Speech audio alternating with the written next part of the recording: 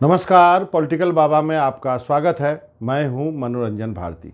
आज चर्चा करेंगे 2022 के गुजर जाने के बाद क्या क्या सबसे बड़ी राजनीतिक कहानी रही और 2023 में क्या सबसे बड़ी राजनीतिक कहानी हो सकती है। 2022 जो है याद किया जाएगा कई कारणों से। सबसे बड़ा कारण है कि बिहार में एक राजनीतिक नया ध्रुवीकरण देखने को मिला। दो जो ऐसे नेता जो एक दूसरे के खिलाफ चुनाव लड़े, एक साथ आए और एक महागठबंधन बनाया और वहाँ पर एक नई सरकार बनाई। जी हाँ, मैं नीतीश कुमार और तेजस्वी यादव की बात कर रहा हूँ। और इस गठबंधन ने एक नई दिशा और एक नई ऊर्जा और एक नई जो है नया रास्ता दिखाने की कोशिश की है कि ऐसा भी भारतीय राजनीति में संभव है। और कई राजनीति के जानकार बिहार के एक्सपेरिमेंट को पूरे भारत में दोहराने की कोशिश में लग गए हैं। उनका कहना है कि यदि नीतीश कुमार और तेजस्वी साथ साथ आ सकते हैं, यदि नीतीश बीजेपी को छोड़ सकते हैं, तो बाकी राजनीतिक दल अपने अहंकार को भुला करके एक साथ क्यों नहीं हो सकते।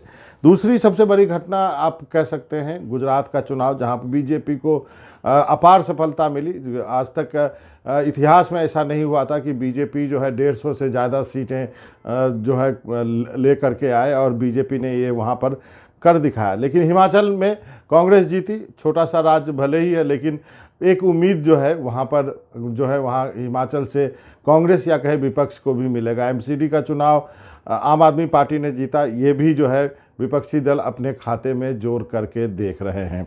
तो निश्चित रूप से अब सबकी निगाहें हैं कि 2023 में क्या हो सकता है।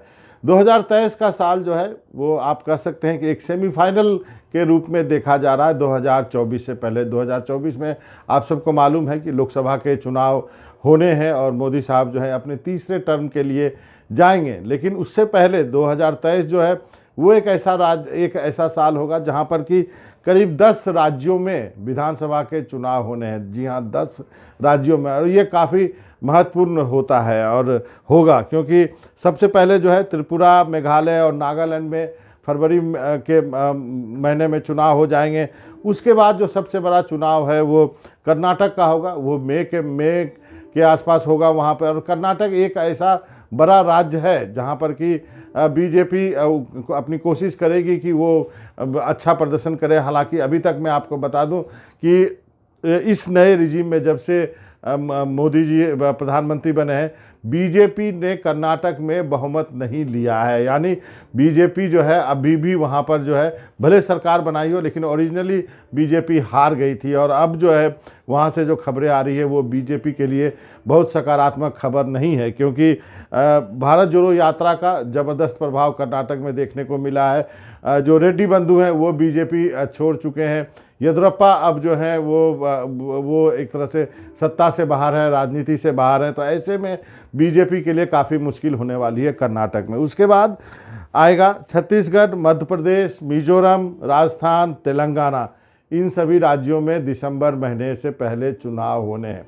ये जो चुनाव है वो तय करेगा भारत के अगले राजनीति की दिशा, क्योंकि ये ठीक 2024 के पहले दिसंबर में, 2023 के दिसंबर में ये चुनाव है। यहाँ पर अभी आपको बता दूं कि छत्तीसगढ़ और राजस्थान में कांग्रेस है। मध्य प्रदेश में भी कांग्रेस जीती थी, लेकिन बाद में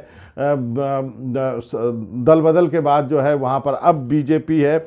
और तेलंगाना जो है वो भी चुनाव में जा रहा है। तो ये जो 4 राज्य हैं ये काफ़ी महत्वपूर्ण होंगे भारतीय राजनीति के लिए। और उसके बाद बचता है जम्मू कश्मीर में भी चुनाव होने हैं, लेकिन जम्मू कश्मीर का चुनाव वो अब जो है सिक्योरिटी रीजन से जब सरकार समझेगी कराएगी। तो ये सारे चुनाव जो है काफ़ी महत्वपूर्ण है। उसके अलावा 2 और चुनाव का जिक्र करना चाहूँगा। एक तो मुंबई बीएमसी का चुनाव है, बॉम्बे म्यूनिसिपल कमीशन का चुनाव है।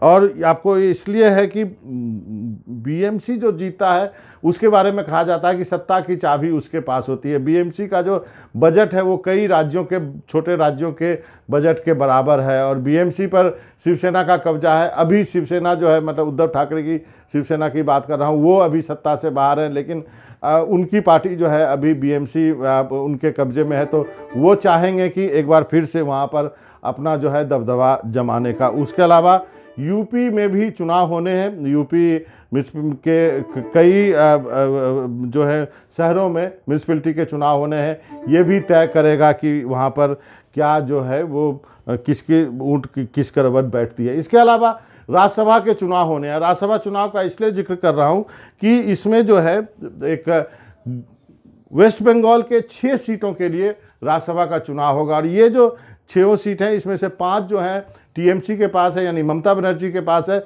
एक कांग्रेस के पास है। तो अब क्या वो रिटेन कर पाएगी, क्या वहाँ पर गणित बैठता है, क्योंकि बीजेपी ज़रूर जो है वो वहाँ पर अब अपना दावा करेगी और चाहेगी कि इसमें से एक आध सीट वो झिटक ले। तो ये सारे चुनाव जो हैं 2023 में होने वाले हैं, इसलिए 2023 को आने वाले 24 के पहले का सेमीफाइनल माना जा रहा है और ये चुनाव तय करेंगे कि आगे क्या तस्वीर बनती है। भारत जोड़ो यात्रा का जिक्र जाते जाते कर दूं।